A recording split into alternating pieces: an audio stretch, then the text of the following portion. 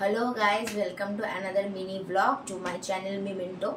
तो आज के होच्छे सप्तमी पुजो प्राय शेषेर पथे केनना एबार तो नवमी नेই माने अष्टमी नवमी एक ही दिने तो चलेই যাবে এলো আর চলেও যাবে।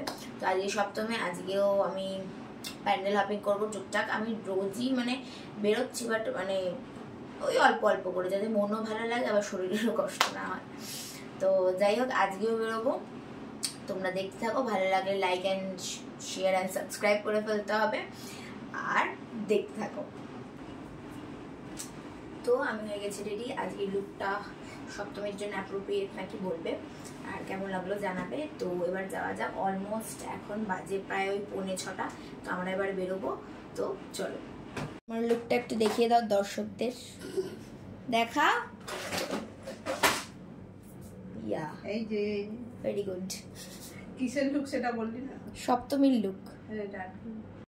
প্রথমেই আমরা চলে গিয়েছিলাম যোধপুরের ঠাকুরটা দেখতে। দেখতেই পাচ্ছ রাস্তায় একদম ঢল নেমেছে। তাও তো আমরা মানে খুব সন্ধে সন্ধে গেছিলাম, বাট আস্তে আস্তে দেখছিলাম যে আরও ভিড় বাড়ছে। এখানে এই ঠাকুরটা তো ঠিক করে দিল, বাট ভেতরটা আমি সত্যি কনসেপ্টটা ওদের ঠিক মতো বুঝতে পারিনি। মানে মনে হচ্ছে আমার যা পেরেছে করে দিয়েছে। যাই হোক তোমরা জানিও তোমরা কি বুঝতে পারলে। এরপর মা মায়ের ম্যান্ডেটরি চা খেয়ে নিচ্ছিল, এরপরেই দেখতে পাবো। তারপর আমারও খুব খিদে পাচ্ছিলো, সাজতে সাজতে বাড়িতে কিছুই খাওয়া হয়নি, তাই জন্য আমি খেয়ে নিয়েছিলাম একটু পাপড়ি চাট।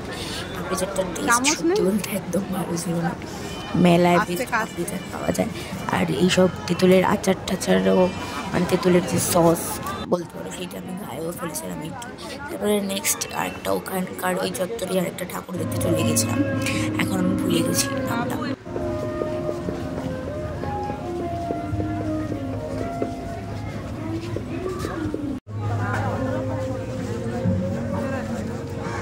তারপরে অনেকক্ষণ চেষ্টার পরে আমরা মাসিদের সঙ্গে দেখা করলাম।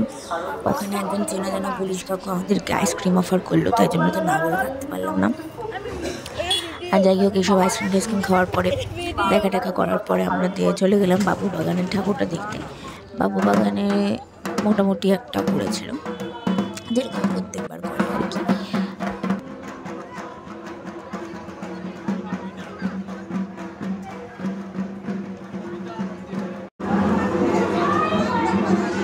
আমার মুখটা তো দেখা যাচ্ছে না, ঠিক মুখটা পড়ে গেছে। তারপরে দেখতে পাচ্ছ এইটাতে, এইটার নামটা আমি যদিও না জানি, বাট মানে ভিতরটা দেখতে পাবো কত সুন্দর মায়াময়ী মানে করেছে, সিম্পলের মধ্যে খুব ভালো লাগছে। তারপরে চলে গেছিলাম আমরা খেতে।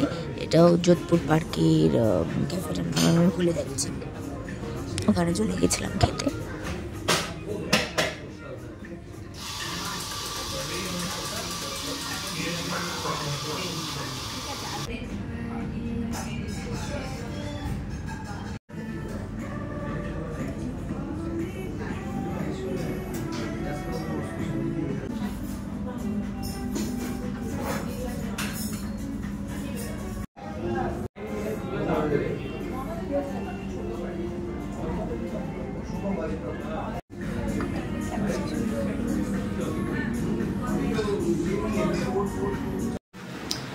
তো গাইজ আজকে সপ্তমীর দিনটা এইভাবেই কাটলো আর কালকে অষ্টমী নবমী একসাথে।